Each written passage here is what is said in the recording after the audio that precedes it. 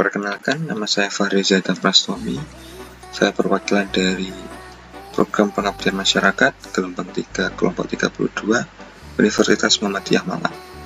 Di sini saya akan menjelaskan tentang konstruksi rumah lantai 1 tahan gempa.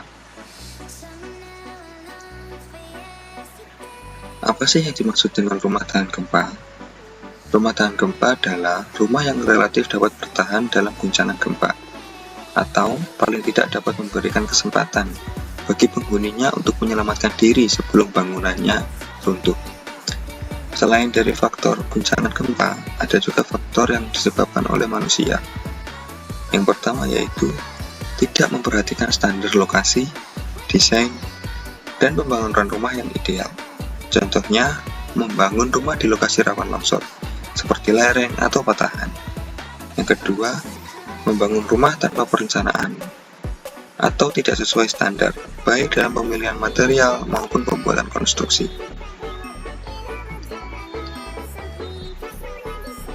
Prinsip dasar menurut Dinas PUPR.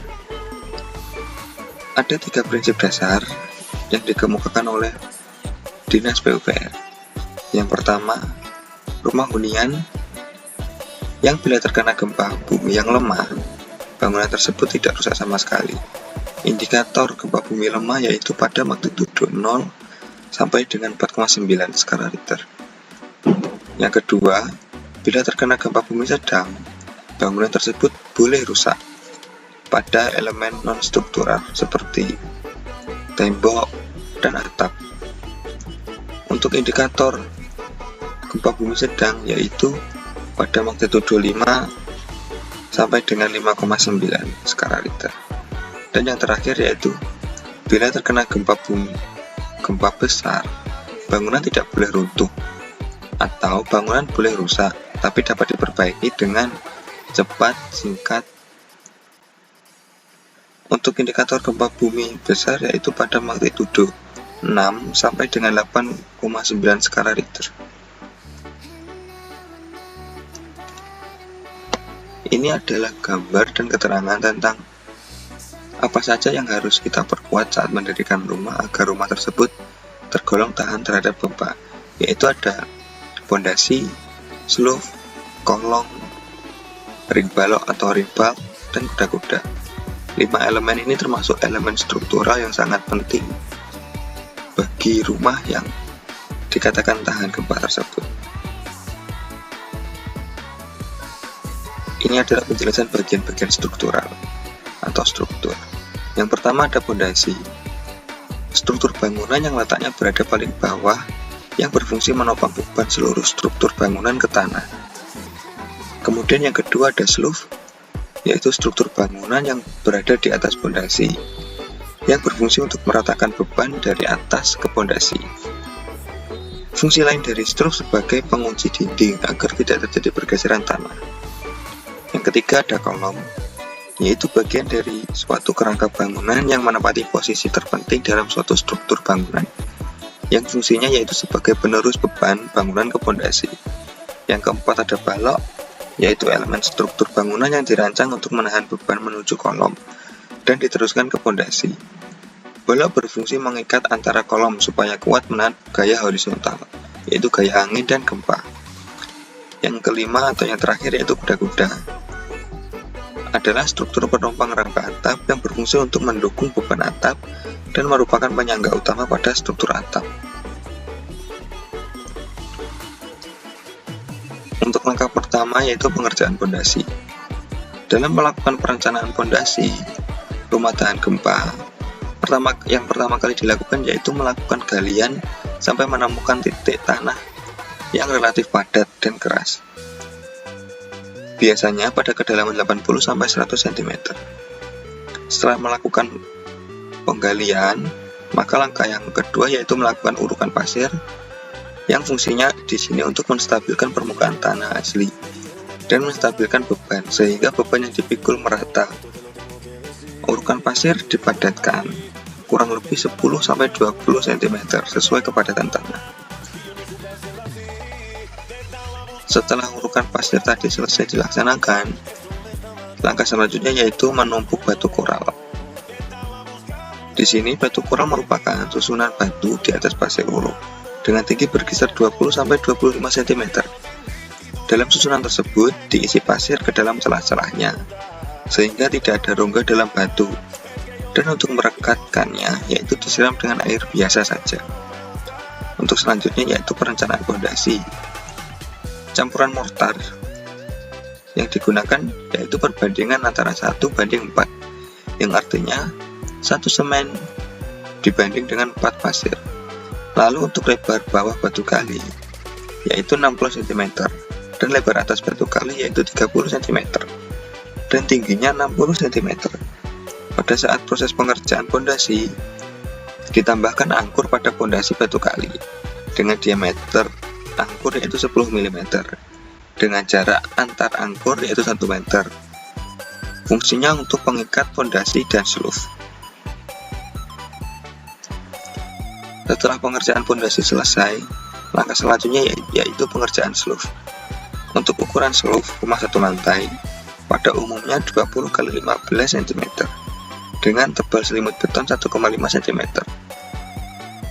Sluf menggunakan tulangan berdiameter 10 mm dan diameter bagel yaitu 8 mm dengan jarak antar bagel yaitu 15 cm. Untuk contoh perhitungan dimensi balok sluf dengan bentang 300 cm atau 3 meter, langkah pertama menghitung tinggi balok dengan rumus 1/12 dikali L atau panjang bentang. Di sini tadi menggunakan 300 cm, sehingga untuk tinggi balok yaitu 1/12 dikali 300 sama dengan 25 cm. Setelah menentukan tinggi, kita menentukan lebar balok dengan rumus setengah dikali H atau tinggi balok. Jadi untuk lebar baloknya yaitu setengah dikali 25 cm, didapatkan hasil 12,5 cm. Kemudian dibuatkan ke atas menjadi 15. Jadi untuk ukuran balok dengan bentang 300 menggunakan ukuran 25 x 15.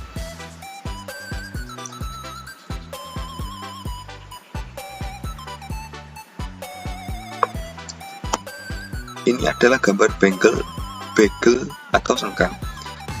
Tekukan bagel panjangnya yaitu 6D atau 6 dikali diameter besi.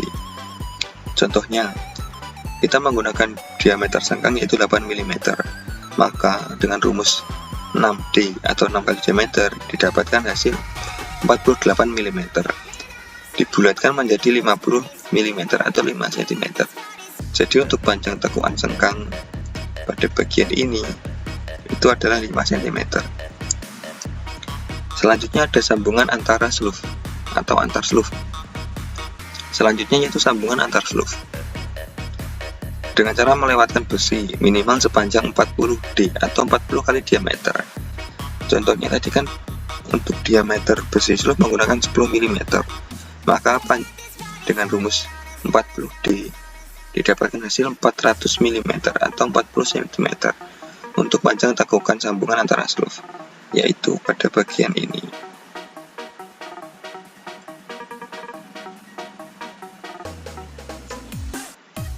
Setelah pengerjaan sluf selesai, dilanjutkan dengan pengerjaan kolom. Untuk ukuran kolom 15x15 dengan perencanaan tulangan berdiameter 10 mm yang berjumlah 4 dan menggunakan sengkang berdiameter 8 mm yang berjarak 15 cm. Untuk perencanaan dimensi kolom harus lebih besar daripada dimensi balok, karena kolom harus mampu menahan beban dari berat balok dan struktur atap.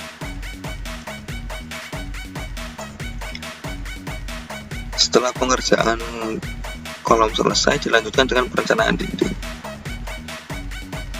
Dinding berfungsi sebagai pembatas, dan dinding itu sendiri tidak menopang beban.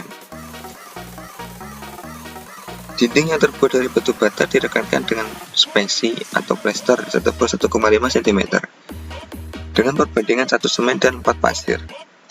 Panjang bentang dinding maksimal yaitu 3 meter. Jika melebihi itu, maka harus ditambahkan kolom praktis.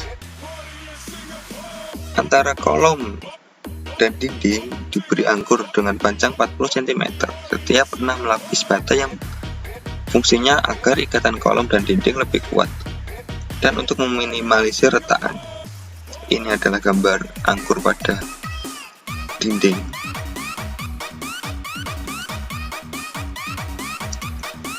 Setelah pengerjaan dinding selesai, diteruskan dengan pengerjaan balok latei. Digunakan ukuran 10 x 15 cm dengan selimut beton 1,5 cm. Fungsi dari balok latei di sini yaitu menahan beban di atas kusen atau pintu dan jendela sehingga terhindar dari lengkungan atau patahan. Jadi untuk penempatan balok latei yaitu saat kita melakukan pengerjaan dinding dan pemasangan kusen pintu dan jendela. Setelah pemasangan kusen pintu dan jendela itu di atasnya baru dikasih dengan balok latei. Yang selanjutnya yaitu pengerjaan balok keliling atau balok induk. Struktur yang terletak di bangunan teratas dinding yang fungsinya sebagai pasangan susunan tembok dan meratakan beban dari struktur yang ada di atasnya, kemudian disalurkan ke struktur di bawahnya. Untuk ukuran dimensi balok induk pada umumnya yaitu 12 x 15 cm.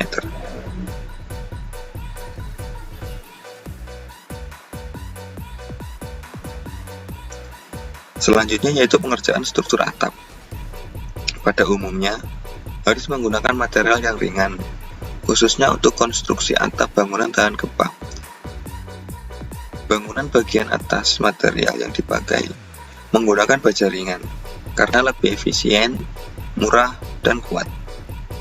Untuk menutup atapnya bisa menggunakan genteng metal multi-room berbahan metal ringan yang tampilannya berbentuk lembaran seperti genteng tanah liat pada umumnya. Sekian yang dapat saya sampaikan, kurang lebihnya saya mohon maaf. Wassalamualaikum warahmatullahi wabarakatuh.